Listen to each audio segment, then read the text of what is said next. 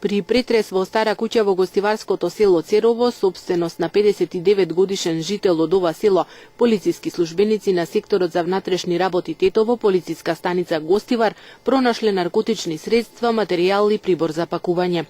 Како што информираа од СВР Тетово, при претресот реализиран со соодветна наредба на судија во претходна постапка од Основниот суд Гостивар, пронајдени и одземени се 3 најлонски чесиња, 2 залепени со селото и плента, со околу 4 до 5 килограми непозната тревлива материја.